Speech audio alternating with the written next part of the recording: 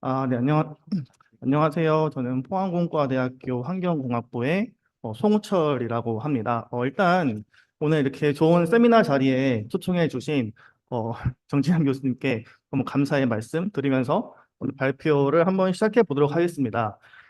저는 오늘 이제 초반에 잘 소개를 해 주셨던 것처럼 사실은 저 연구 분야는 이제 분리막이라는 연구를 하고 있습니다. 그래가지고 이제 해수 담수화라든지 아니면은 아까 전에 홍동수 교수님께서 잘 말씀해 주셨던 것처럼 이제 카본 같은 것들을 캡처할 수 있는 어떤 막 같은 거를 연구를 하고 있는데요. 제가 오늘 소개해 드릴 내용은 분리막 내용은 아니고 제가 이제 그 박사후 연구원 때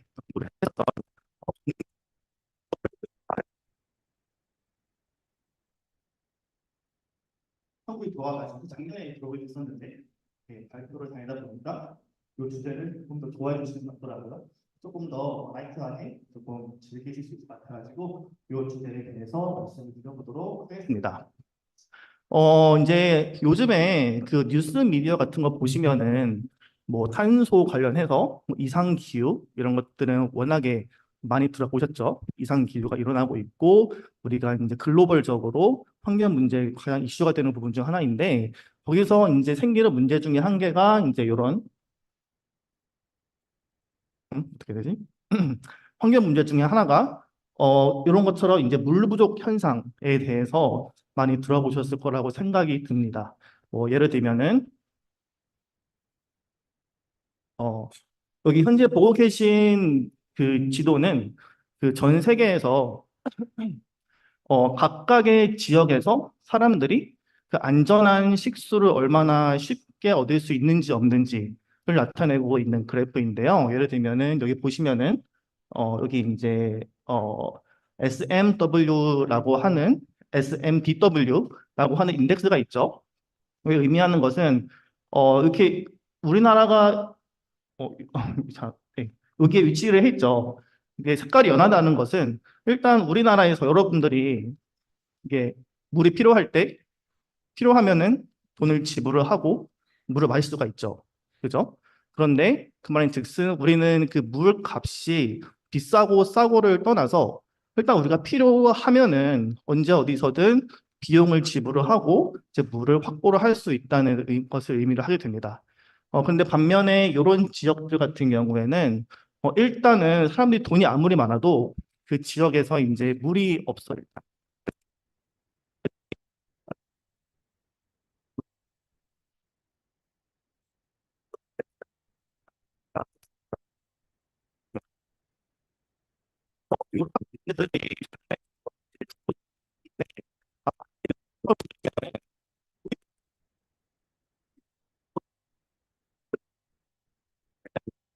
예전에 전통적으로 사용하고 있던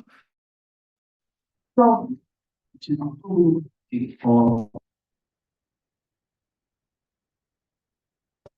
좋을 것 같아요.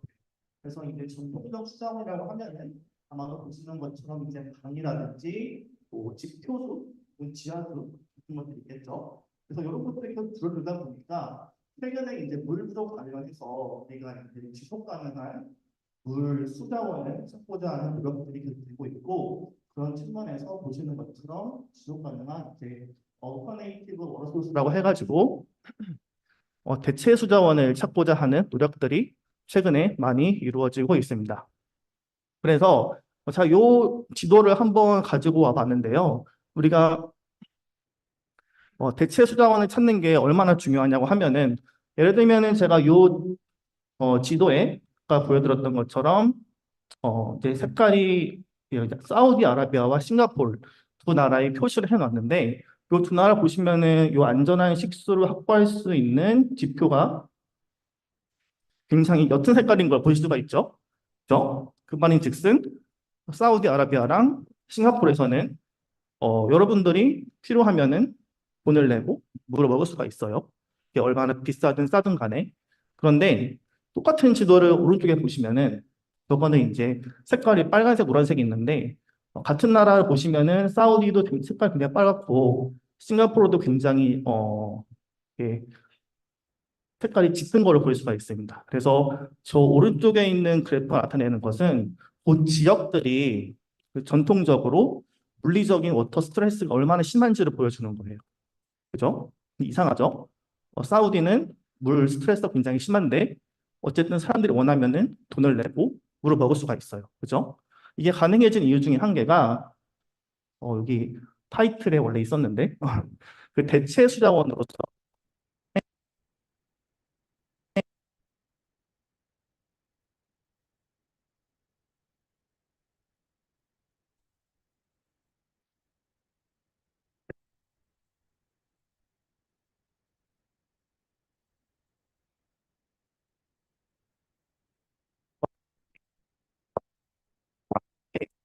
짠물 굉장히 짠 물이잖아, 그죠? 그래가지고 그 짠물에서 우리가 소금을 이렇게 걸러내서 그거를 담수로 만들어서 사람들이 식수로 사용을 하는 게 거의 에너지 효율적인 측면에서 굉장히 어려운 일이었기 때문에 그 예전에는 해수가 우리가 가용 가능한 수자원으로 전혀 이렇게 인식이 안 되다가 최근에는 이제 대체 수자원으로서 해수가 보시는 것처럼 이제 성공적인 사례를 보여주고 있습니다.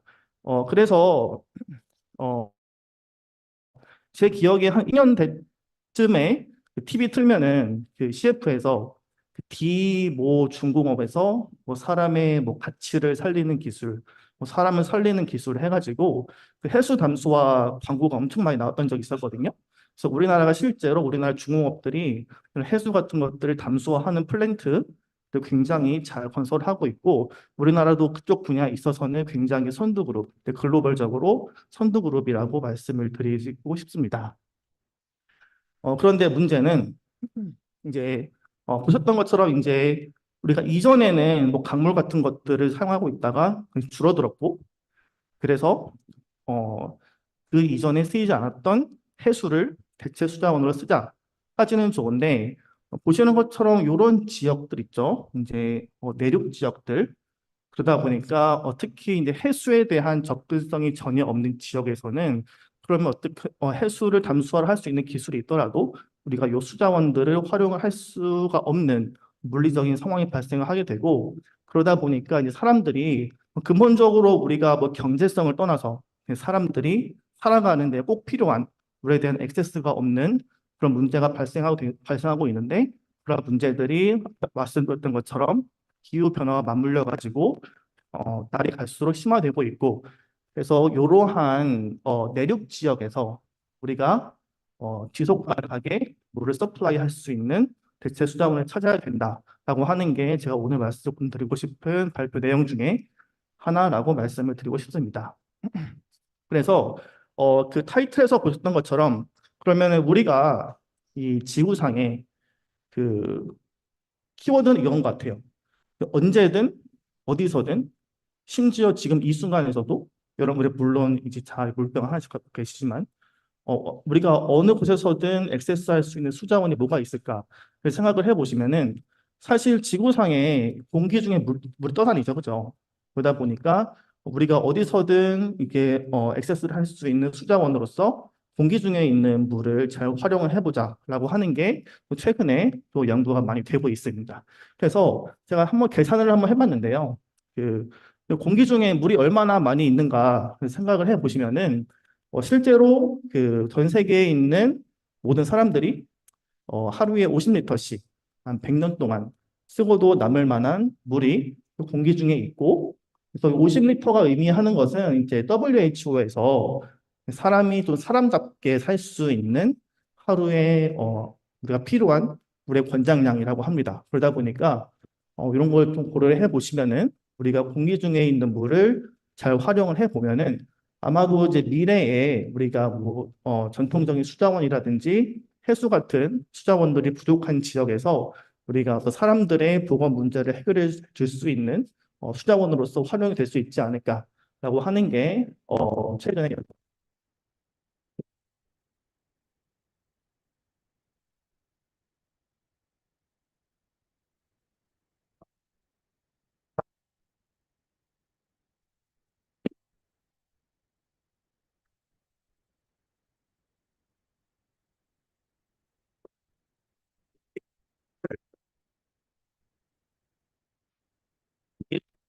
하베스팅하는 기술이 그 아이디어 자체가 굉장히 새로운 건 아니거든요.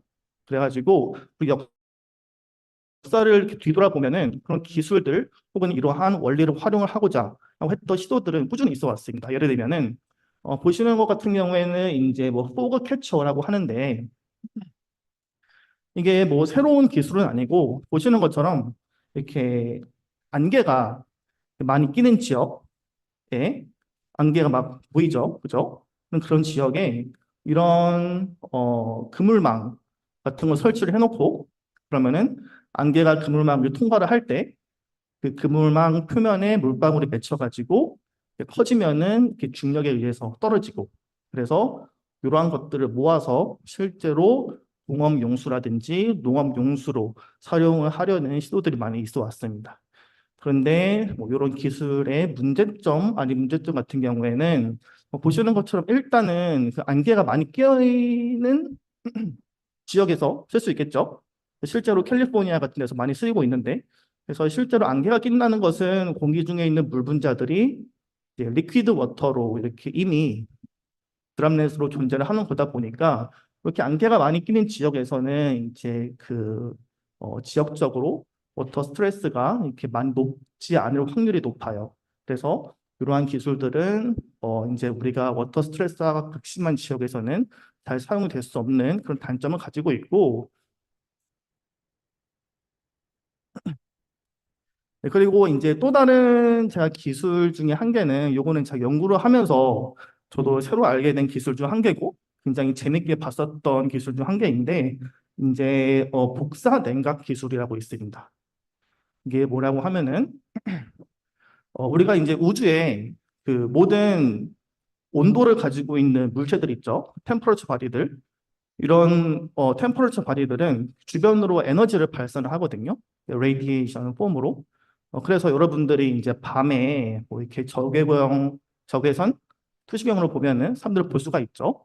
그러다 보니까 그 템퍼러처 바디들은 주변으로 에너지를 발산을 하는데 온도가 유지가 될 수 있는 것은 주변에서 이제 받는 열 에너지에 의해서 밸런스가 맞으면은 온도가 유지가 되는 거겠죠.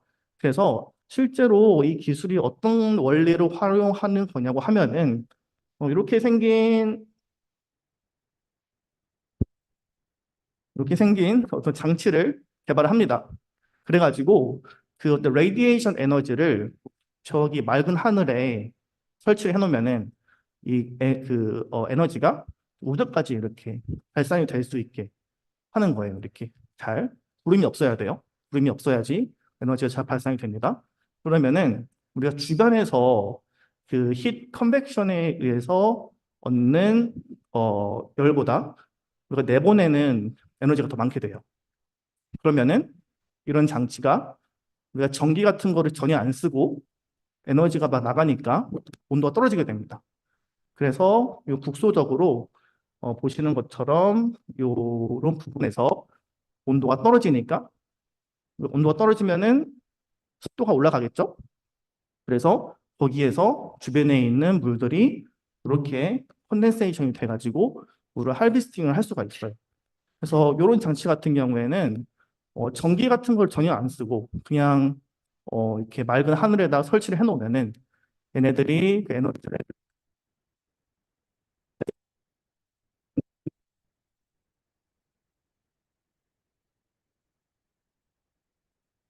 발전할 수 있다는 그런 장점을 가지고 있습니다. 그리고 뭐 다른 예로서 우리가 대기 중에 있는 물을 할비스팅 할 수 있는 기술은 아마 이제 보시는 것처럼 다이렉트 에어 쿨링이라고 해가지고 공기를 직접 냉각시키는 기술이 있어요. 이게 뭐 쉽게 생각해 보시면은 이제 에어컨 같은 거를 생각을 해 보시면은 여름에 에어컨 돌리면은 물 나오죠, 그죠? 똑같은 원리를 이용해 가지고 우리가 공기를 쿨링 시켜가지고 공기 중에 있는 물을 하비스팅 할 수 있는 기술이 있는데 이런 기술들의 이제 문제점이라고 하면은 제가 말씀드렸던 기술들이 있는데 문제점은 이제 항상 우리가 이제 뭐 탄소 배출 이런 것들을 고려를 할 때 문제가 되는 것은 에너지 효율이 어떻게 되냐 항상 문제가 되는 것 같아요. 그래서 말씀드렸던 것처럼 안개 포집이라든지 독사 냉각 그리고 뭐 다이렉트 에어 쿨링 같은 경우에는 그래도 그 지역의 습도가 한 70% 이상 좀 돼줘야지 그나마 쓸 수 있을까 말까 한 정도의 에너지 효율을 보이고 있습니다. 그래서 사실 제가 뭐 타이틀에다가 대기 중에서 물을 할비스팅 하는 기술이라고 해서 거창하게 써놓긴 했었지만 우리가 그 이전부터 물을 할비스팅 할 수 있는 원리도 알고 있었고 장치도 있었고 꽤나 오랜 기간 동안 그러나 이런 것들이 사용되지 못했던 이유 중에 하나는 결국 에너지 효율이거든요. 그래서 그 말인즉슨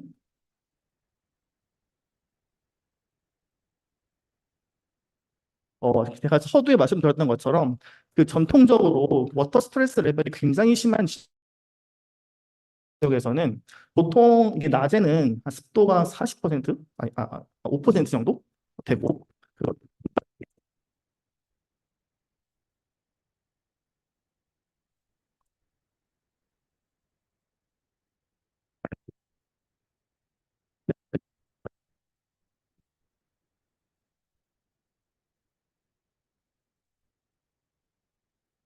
그렇다고 말씀을 드리고 싶습니다. 그런데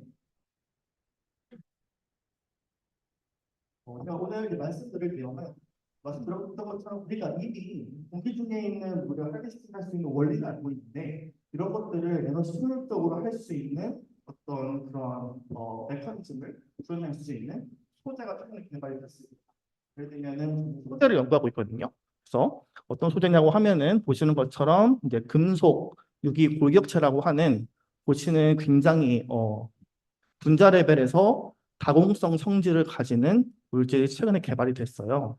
그래서 이 소재가 가지는 특성이 뭐냐고 하면은 오른쪽에 보시면은 이 소재가 이제 공기 중에 있는 물을 얼마나 잘 흡수를 하고 내뱉을 수 있는지를 보여주는 그래프거든요.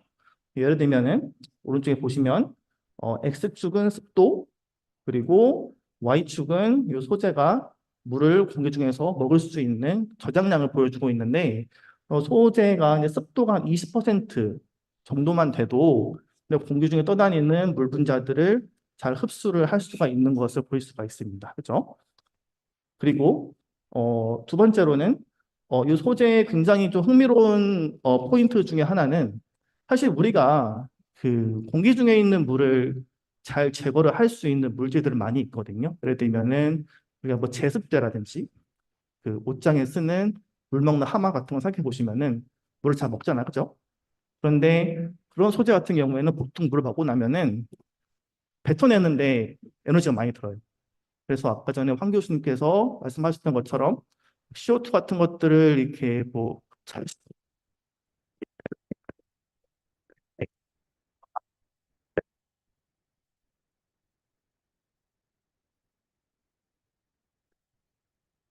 색깔이 없는 게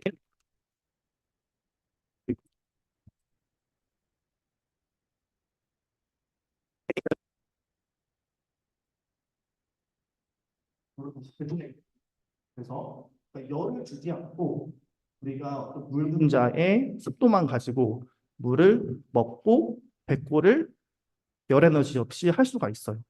그래서 이러한 소재 굉장히 흥미로운 이러한 성능을 가지고 우리가 최근에 그러면은 드라이한 지역에서 공기 중에 있는 물을 어떻게 하베스팅 할 수 있을까를 고민을 하는 과정에서 정말 간단하게 말씀드리자면은 말씀드렸던 것처럼 사막 같은데도 저녁 때는 온도가 내려가니까 습도가 정말 낮아도 한 30% 되거든요.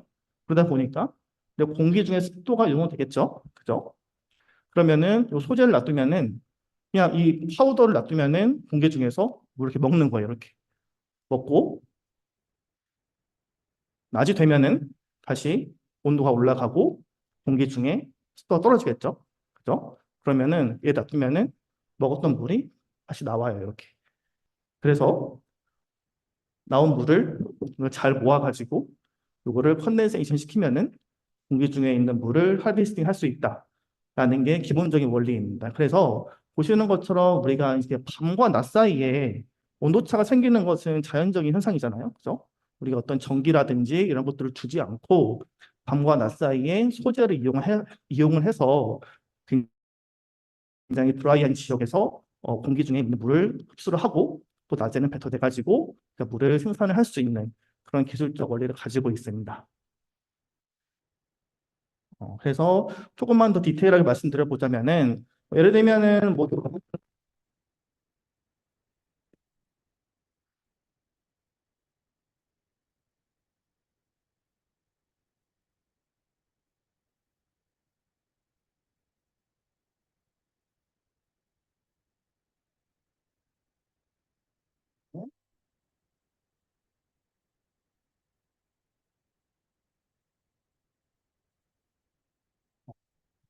우리가 이 상자를 딱 걸어놓고 이것을 햇볕에다 놔주면은 그 상자가 햇볕에 의해서 히팅이 되거든요. 히팅이 되면은 네, 히팅이 되면은 그 상자 안에 있는 소재에서 물이 이렇게 삐져나와서 그러면 요 상자 안에서 습도가 높아지겠죠. 그죠? 그래서 습도가 이제 100%를 찍으면은 그 안에서 이제 그 기체 베이퍼 상태의 물 분자가 리퀴드파이 되면서 그 안에서 우리가 실제로 뭐 드링킹을 한다든지 할 수 있는 물을 이제 하베스팅을 할 수 있게 됩니다. 그래서 포인트는 우리가 그 굉장히 건조한 지역에서 그 자연에서 생기는 그 온도 이제 또 템퍼러처 스윙이라고 하는데 온도차 그죠 생기죠. 그리고 밤낮에 생기는 어떤 수분의 베이퍼 프레셔 스윙만을 이용해 가지고 전기를 전혀 쓰지 않고 공기 중에 있는 물을 친환경적으로 생산해낼 수 있다라고 생각을 해 보시면 될 것 같습니다. 그래서 사실 이제 이러한 기술들이 굉장히 최근에 조금 요 필드에서 붐이 일고 있어요. 그래서 이제 보시는 것처럼 제가 말씀드린 거는 요런 이제 하루에 한 사이클에 물을 생산할 수 있는 원리를 가지고 있고 근데 아무래도 이제 물의 생산량 측면에서 한 사이클만 돌리는 것은 조금 아쉬울 수도 있잖아요. 그죠? 그래서 똑같은 원리인데 전기를 정말 최소한만 써가지고 이 사이클을 조금 더 빨리 해가지고 물의 생산량을 조금 더 늘리는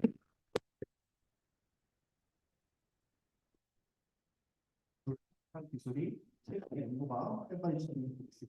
그래서 오른쪽에 보시면은 뭐 실제로 제가 이제 연구를 했었을 때, 저 동료 중에 한 명이 사막에 가서 실제로 공기 중에서 물을 뽑아냈던 사진 중에 한 개이고, 그래서 이제 제가 실질적으로 연구를 한 내용이 뭐냐고 하면은 말씀드렸던 이제 기본적 원리를 가지고 저 원리를 제가 개발한 건 아닙니다.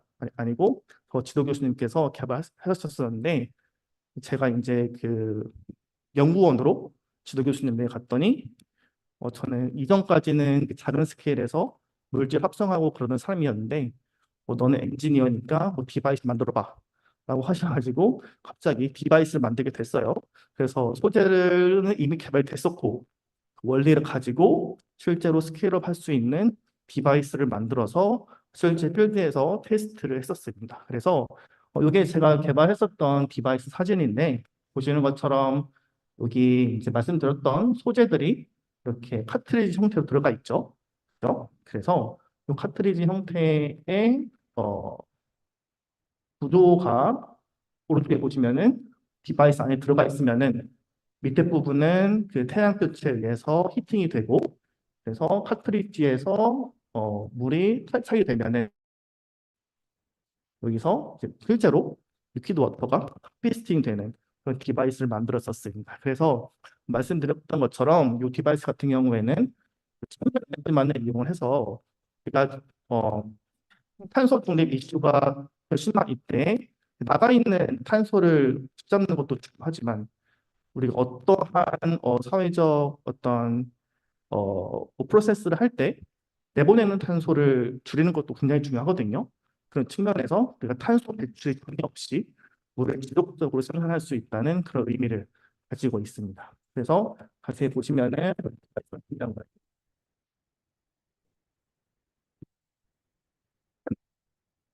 나와요. 어,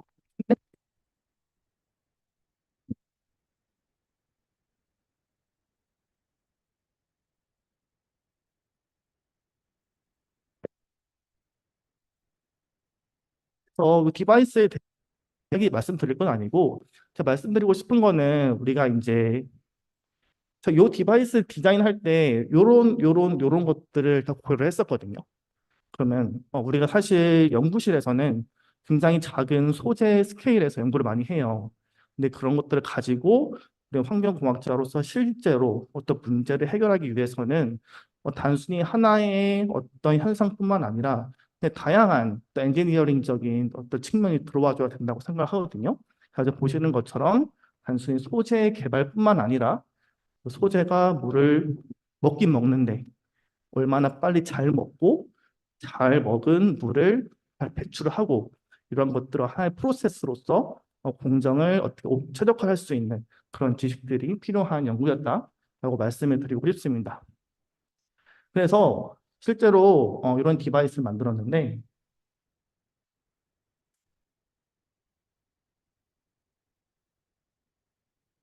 네, 그래서 제가 만들고 해피했어요. 해피했는데 저 지도 교수님께서 그 디바이스를 그 지구상에서 가장 가혹한 조건에서 테스트를 하지 않으면은 그 졸업을 안 시켜주시겠다고 하시는 거예요. 그래가지고 빨리 빨리 가서 한국 가고 싶은데 그래가지고 어떻게 하면 되겠냐 여쭤봤더니 미국의 그 특별히 가지고 테스트를 하고 와라 해서 그래서 보시는 것처럼 이 데스밸리의 2022년 8월 중에 가서 디바이스를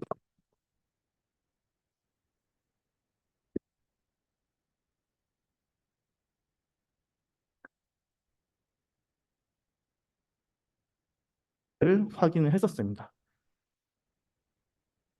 그래서 이게 실제로 실험을 슬라이드로 혹시 네.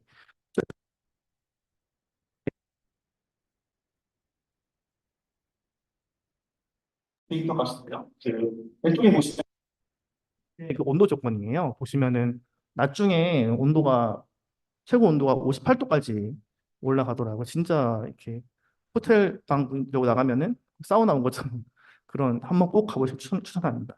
네.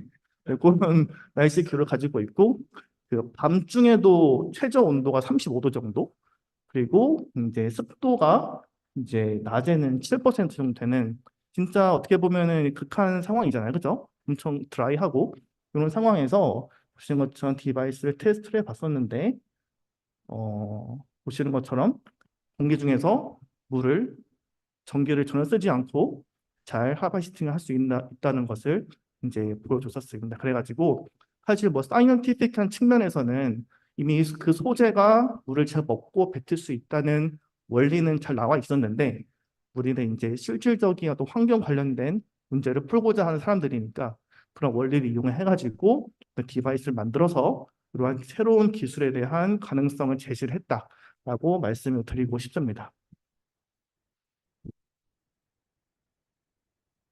네, 그래가지고 저는 말씀드렸던 것처럼 원래는 분리막을 연구를 한 사람이거든요. 그래가지고 그 디바이스를 만들 때는 한 이 정도 사이즈 만들었어요.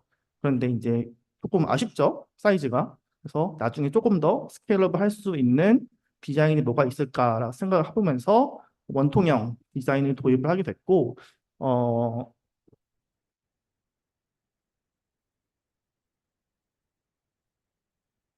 네. 제가 사진을 빼본 것 같은데 사실 이 디바이스가 꽤 작은 브리프 케이스에 들어가거든요. 그러다 보니까 우리가 어떤 굉장히 워터 스트레스가 심한 지역에서 설치를 해 놓을 수도 있겠지만 이제 군인들 같은 경우에 굉장히 물이 필요할 수 있잖아요. 그래가지고 그런 것들을 배낭에 넣고 다니면서 전시의 위급 상황에 물이 정말 필요할 때 꺼내서 물을 생산을 한다든지 혹은 또 요즘에 또 생각을 해보다가 이제 요즘에 그 항공 산업이 많이 뜨고 있죠. 그죠? 스페이스십 내에서 그 스페이스십 내에 떠다니는 물 분자가 얼마나 소중하겠어요. 그죠?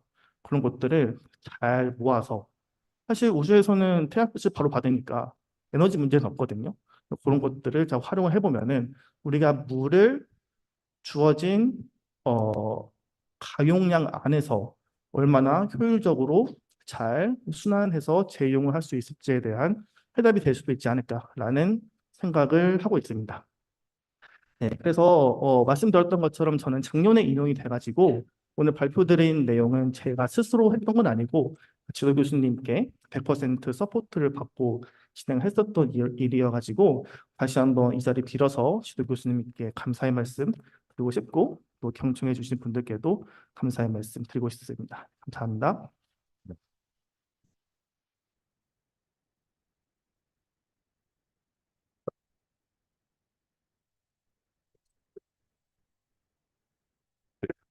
좋은 발표해 주셨습니다. 그래서 이게 그 여러분들이 배우시는 교육을 다르게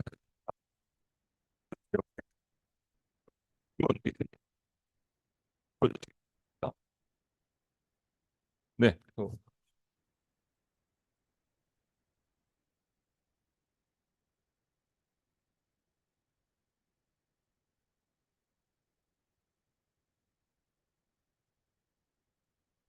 아, 예, 발표 잘 들었습니다. 그 이제 디바이스 내 신소재를 카트리지 형식으로 넣는다고 하셨는데 그러면 그 교체 주기는 얼마 정도 되는지 궁금하고 그리고 만약에 새롭게 교체를 하는 과정에서 기존에 사용을 했던 카트리지를 그러니까 화학적으로 좀 재활용해서 다시 새로운 사용 가능한 카트리지로 이용 가능한 방안도 연구 중이신지 궁금합니다. 네, 그 정말 좋은 부분 말씀해 주신 것 같습니다. 그래서 사실 뭐 디바이스를 일단은 뭐 원론적으로는 만들어 놓으면은 그 밤낮 사이클 돌면서 를 생산할 수 있는 거잖아요, 그죠? 그래서 사실 말씀해 주셨던 게 얼마나 쓸 수 있을까에 대해서는 조금 더 장기적인 스터디가 필요하긴 한 상황입니다. 왜냐면은 이렇게 실제로 스케일업 디바이스를 만드는 것도 사례가 전혀 없었고, 없거든요. 만들고 이제 앞으로 이것들을 어떻게 좀 더 활용할 수 있을지 조금 더 실증적인 부분에서 검증을 하는 시간은 물론 필요할 것 같은데 근데 일단 그 소재 측면에서 그 소재만 가지고는 우리가 물의 흡착, 탈착 이런 것들을 연구실 안에서는 연구를 많이 하거든요. 근데 뭐 시간 스케일은 잘 모르겠지만 일단 흡탈착을 3,000 사이클 정도 해봤었을 때 성능 저하가 1%도 안 일어나거든요. 그래가지고 3,000사이클 돌리려면 우리가 연구실 안에서 어, 한 90일 정도 실험을 해야 돼요. 근데 그 정도 스케일에서 3,000번을 물을 넣었다 뺐다 했었을 때 어떤 소재의 레벨에서는 어떤 성능 저하는 보지 못했습니다. 근데 물론 이런 것들이 디바이스 스케일에서 얼마나 더 오래 쓸 수 있을지는 조금 더 연구를 해봐야 될 것 같고 그리고 사실 이제 만약에 사용 연한이 끝나고 나서 이것을 어떻게 폐기를 해야 될까는 정말 좋은 질문이신 것 같고 많이 생각을 못 해봤고 앞으로 생각을 조금 더 해봐야 될 부분인 것 같습니다. 감사합니다. 네, 감사합니다.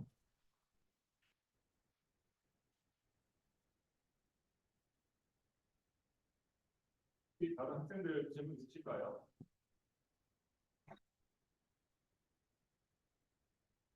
네, 없으시면 수고해 주신 성수 교수님께 큰 박수 부탁드립니다. 감사합니다.